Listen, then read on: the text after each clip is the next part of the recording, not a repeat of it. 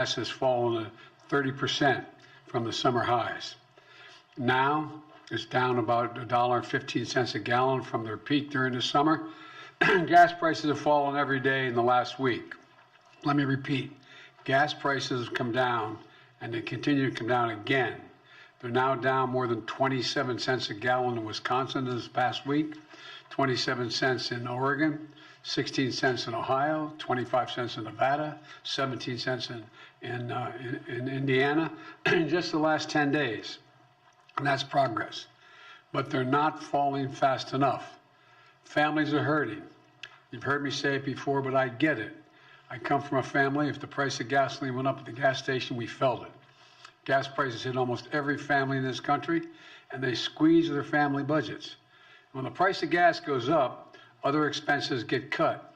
That's why I have been doing everything in my power to reduce gas prices since Putin's invasion of Ukraine caused these prices to spike and rattle international oil markets. Excuse me. I focused on how we can protect American families from that spike and give folks just a little bit of breathing room, as my dad would say. Today, I'm announcing 3 critical steps that my administration will take to reduce gas prices at the pump. First, the Department of Energy will release another 15 million barrels from the Strategic Petroleum Reserve, extending our previously announced release through the month of December. Independent analysts have confirmed that drawdowns from the reserve so far have played a big role in bringing down oil prices, bringing them down. So we're going to continue to responsibly use that national asset. Right now, the Strategic Petroleum Reserve is more than half full, with about 400 million barrels of oil. That's more than enough for any emergency drawdown. With my announcement today, we're going to continue to stabilize markets and decrease the prices at a time when the actions of other countries have caused such volatility. And I've told my team behind me here to be prepared to look for further releases in the months ahead if needed. We're calling it a ready and release plan. This allows us to move quickly to prevent oil price spikes and respond to international events. Secondly, we need to responsibly increase American oil production without delaying or deferring our transition to clean energy. Let's debunk some myths here. My administration has not stopped or slowed U.S. oil production. Quite the opposite. We're producing 12 million barrels of oil per day. And by the end of this year, we will be producing 1 million barrels a day, more than the day in which I took office. In fact, we're on track for record oil production in 2023. And today, the United States is the largest producer of oil and petroleum products in the world. We export more than we import, and I've heard from oil companies that they're worried that investing in additional oil production today will in case demand goes down in the future, and they're not going to be able to sell their oil products at a competitive price later. Well, we have a solution for that. Today, I'm announcing a plan to refill the Strategic Petroleum Oil Reserve in the years ahead at a profit for taxpayers. The United States government is going to purchase oil to refill the Strategic Petroleum Reserve when prices fall to $70 a barrel. That means oil companies can invest to ramp up production now with confidence they'll be able to sell their oil to us at that price in the future, $70. Refining and refilling the reserve at $70 a barrel is a good price for companies, and it's a good price for the taxpayers, and it's critical to our national security. To put it in context, since March, the average price of oil has been more than $90 a barrel, the highest since 2014. By selling from the Strategic Petroleum Reserve at the higher price of $90 earlier this year, and then refilling it in the future at a lower price around $70, we'll actually make money for the taxpayers, lower the price of gas, and help bolster production, all while totally consistent with my commitment to accelerate the transition to clean energy. So my message to oil companies is this: you're sitting on record profits, and we're giving you more certainty. So you can act now to increase oil production now. The third thing I'm doing is I'm calling on oil companies to pass the savings on to consumers. Consider this. In the second quarter of this year, profits at 6 of the largest producers, publicly traded oil companies were more than $70 billion. That's $70 billion in just one quarter, 90 days, $70 billion. So far, American oil companies are using that windfall, the windfall of profits, to buy back their own stock, passing that money on to their shareholders, not to consumers. In fact, in the first half of the year, those same companies spent $20 billion buying back their own stock, and most importantly, buying back the most significant buyback in the last almost a decade. That's great if you own a lot of stock in an oil company, or if you're an executive in an oil company. Puts a lot of money in your pocket. That is how you get paid. But it's not the case for the vast majority of Americans paying at the pump. Here's another thing. When the cost of oil comes down, we should see the price of the gas station at the pump come down as well. That's how it's supposed to work. But that's not what's happening.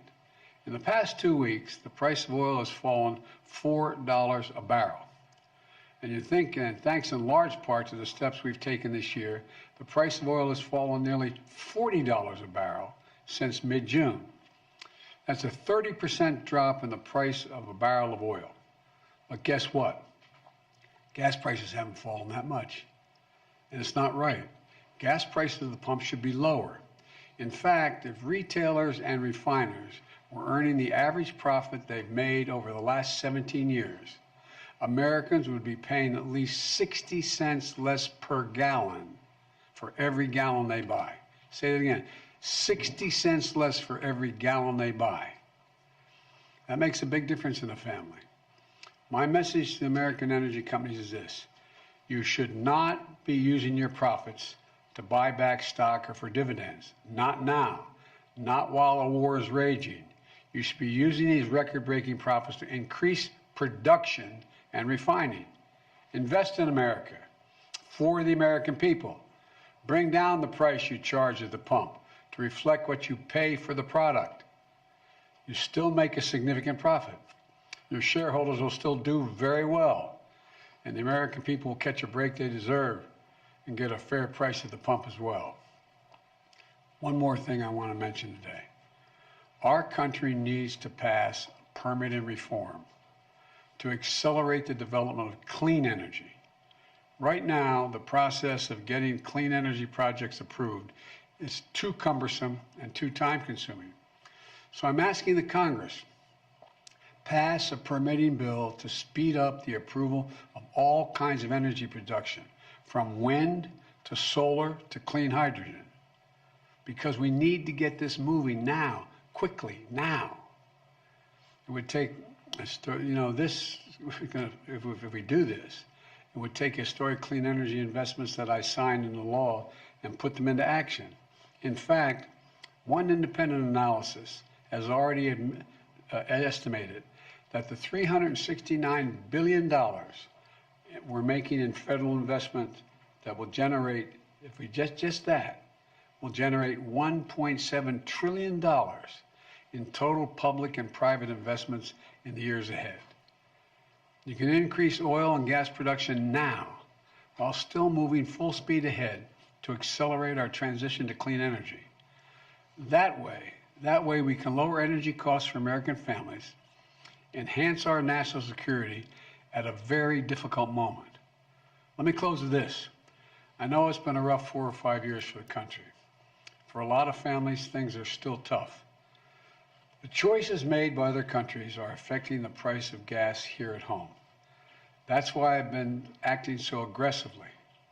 Without the steps we've taken over the past several months to ramp up production and lower prices and get relief to consumers, gas prices would be higher than they are today.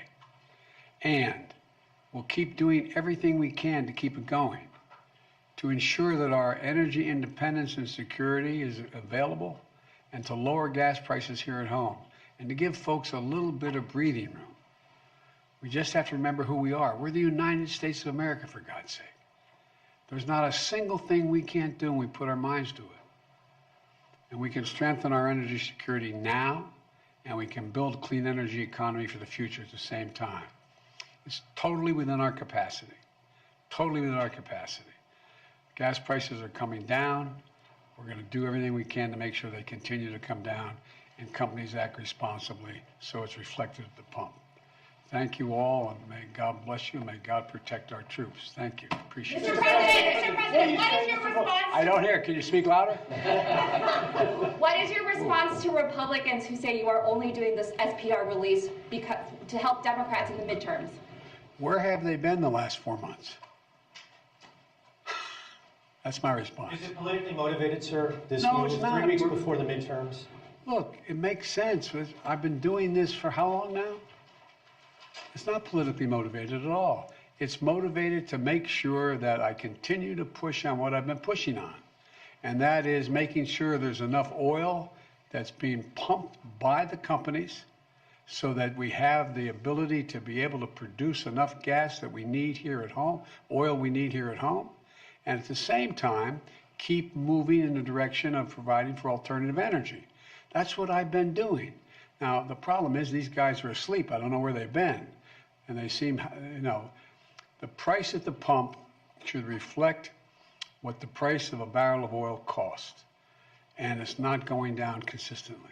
Mr. President, do you understand that there's martial law in parts of Ukraine? What does that say to you, sir, about where his thinking is on the war in Ukraine right now? I think that Vladimir Putin finds himself in an incredibly difficult position.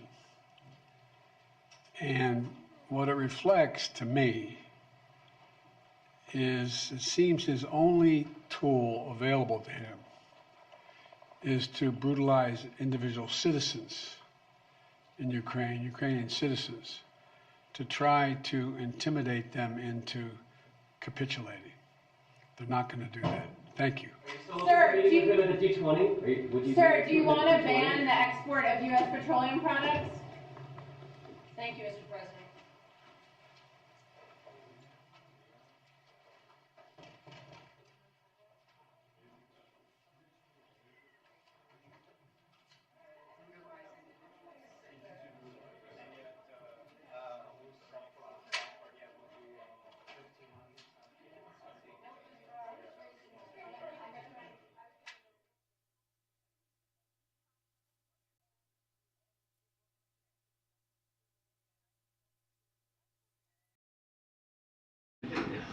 Hey, are we still with the flag holiday?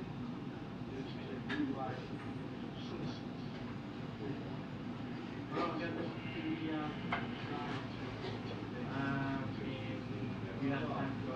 So let's go to